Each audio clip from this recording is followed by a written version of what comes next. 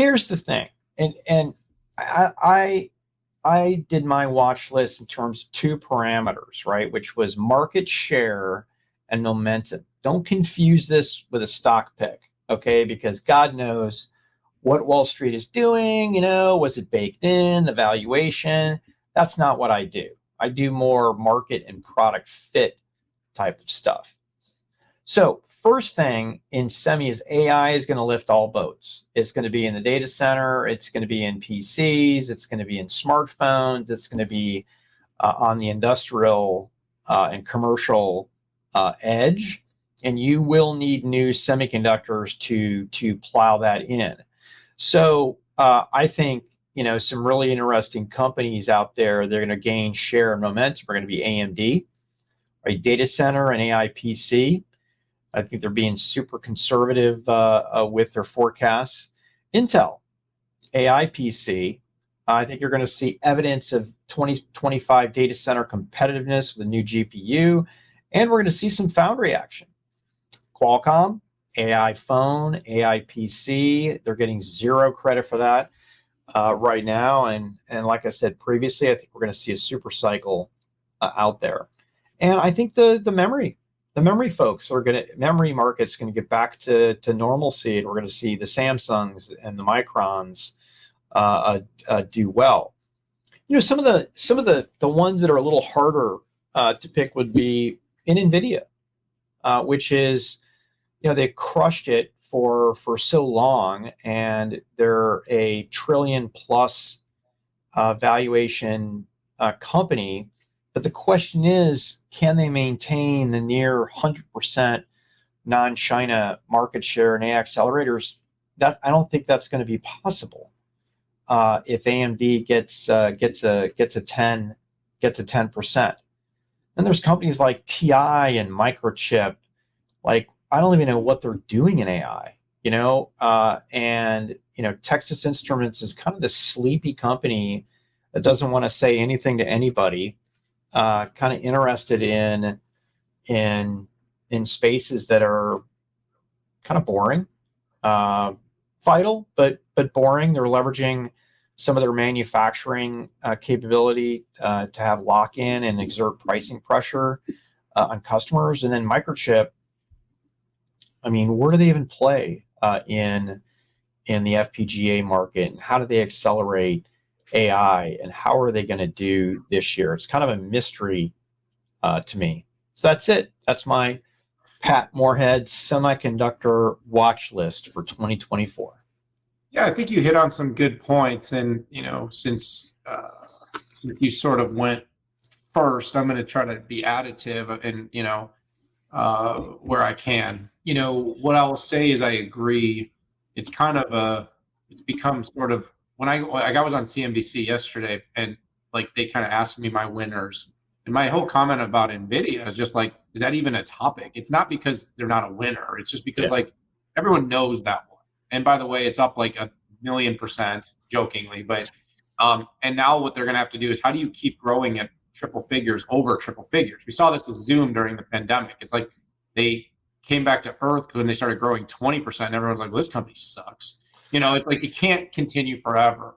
And they actually do have real competition now. So what I think next year, a couple of my key themes is, one is real competition, meaning that they did get out to that fast start on GPUs, but there's real competition there, and it's coming from multiple angles. And that's going to be a theme of the year. You're going to have real AMD competition. You're going to have real ASICs competing. You're going to have real homegrown silicon.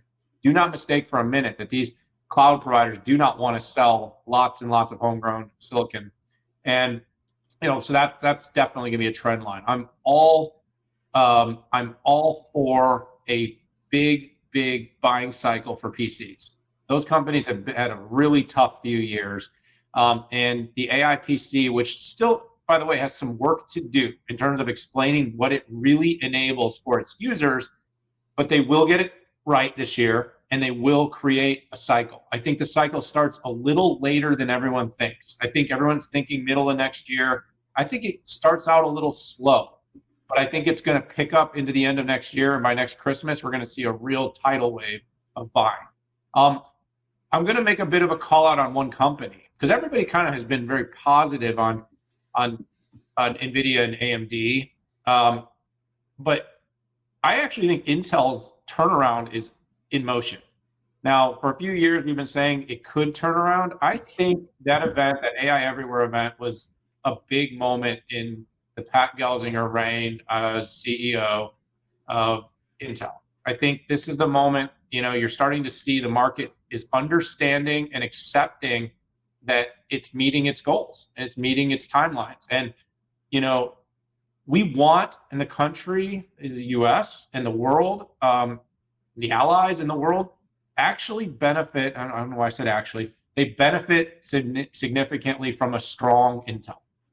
And Intel, even the fact that as we move back to inference, a lot of inference gets done on Xeon, and the cycle of slowing CPU sales in the data center should see a turn as all this infrastructure gets put into place and we move back towards regular data center compute that's going to be utilized to inference a lot of this data. The only thing I'll say is automotive is very interesting. I think Qualcomm, which by the way will have an AI PC and has a very powerful early CPU, but on the automotive side, their work and all the effort and investment is going to start to pay off with growth. That company is coming to a really good inflection point. And by the way, it's been a rough couple of years for Qualcomm, but automotive is held strong throughout, and all that design pipeline and the hundreds or maybe even thousands of semis that are going to go into automotive, what they've built with their Snapdragon Ride and the automotive platform and all the design wins should start to really bear fruit. That, along with a super cycle for phones and a super cycle for PCs, should set up a bit of a comeback after multiple years of depression. So lots of other things I could say, but there's some things to watch in the semi space. Good stuff, man. There's a lot there, man. We really set ourselves up to leave a lot of good stuff out, didn't we? Yeah, I'm especially glad that you hit on the CSP custom silicon, right? We've got Amazon doing training and inference. We've got, Microsoft showing up with Maya, which is interesting. You see some increased vigor with Google and the TPU. Interesting to see what OCI does, right? Will they create something on their own? My guess is they're going to partner, kind of like they're doing with ARM semiconductors with Ampere, which they have an investment into. Be interesting to see if Oracle makes a play for one of these ASIC companies as their valuations are going down.